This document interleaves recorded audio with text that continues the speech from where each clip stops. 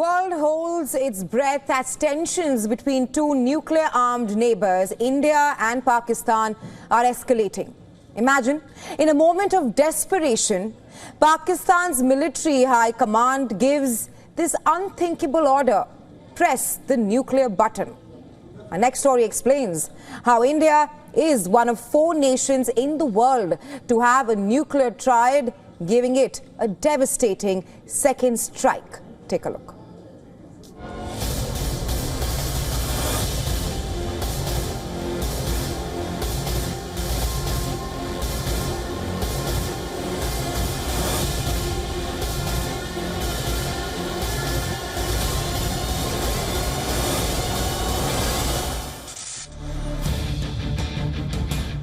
This is the Doomsday scenario. In a strategic miscalculation, Pakistan's military command issues an order that no nation should consider. Pakistan activates its nuclear weapons. Within moments, missiles are screaming across the skies.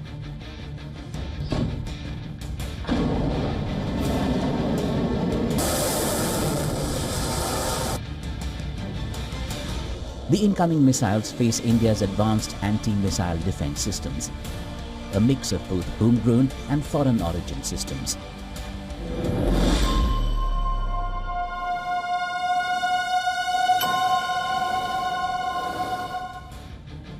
First up, they encounter the Prithvi air defense that intercepts ballistic missiles outside the Earth's atmosphere.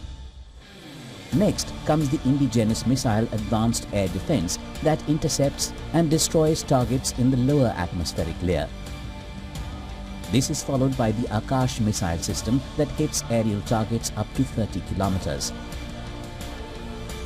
And finally, India has the Russian S-400 that can take on a wide range of aerial threats, including ballistic and cruise missiles.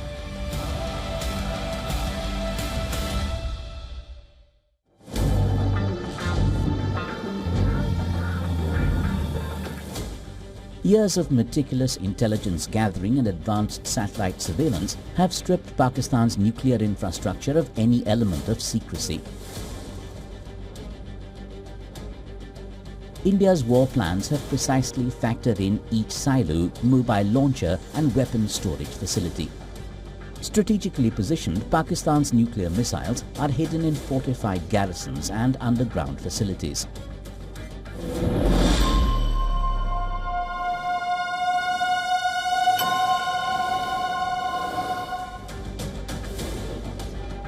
Pakistan's land-based missile silos are located at the Akro garrison, the Gujranwala garrison, the Khuzdar garrison, the Pano Akil garrison and the Sargodha garrison.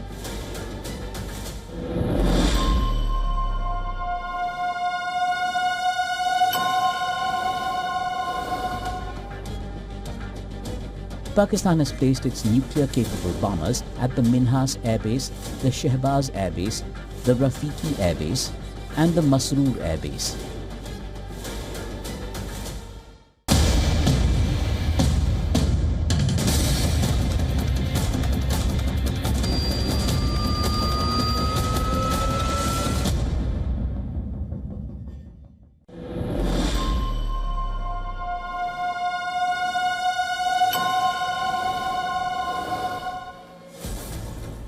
India is one of only 4 nations with a fully operational nuclear triad, land, air and sea-based nuclear delivery systems. Which means that even if Pakistan uses nuclear weapons first, India's second strike capability, especially its stealth Arihant-class submarines, will guarantee a punishing response, nullifying any nuclear blackmail. Pakistan, we have seen over the years that if you compare the Pakistan Army and the Indian Army, and if you compare their conventional strength, you will find that the Indian Army is twice as strong as the Pakistan Army, whether in terms of air power, land power, or naval power. So the country which can't match you conventionally has to resort to this nuclear rhetoric. And that is what we are seeing from Pakistan.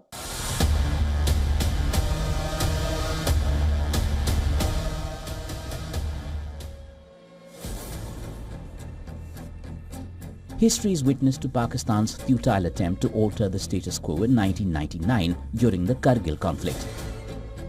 Its covert incursions were met with a blistering Indian counter-offensive. Leveraging air power and high-altitude warfare, India's military not only recaptured lost ground, but called Pakistan's bluff of having nuclear weapons.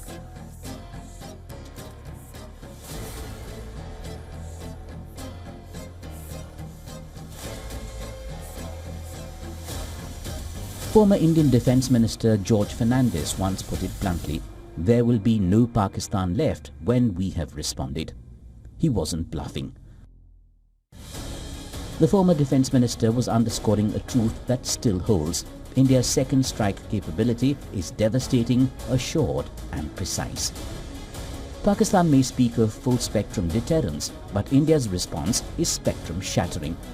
The first strike is no protection for Islamabad. It will only seal its fate. Bureau Report, WION The World.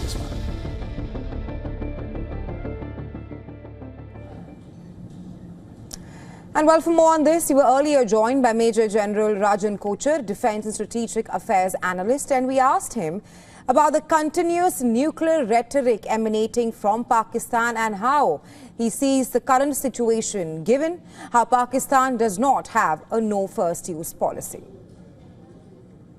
There is a danger to this because retaliation will also be there from the Indian side, because Indians do not have a first use nuclear policy, no first use.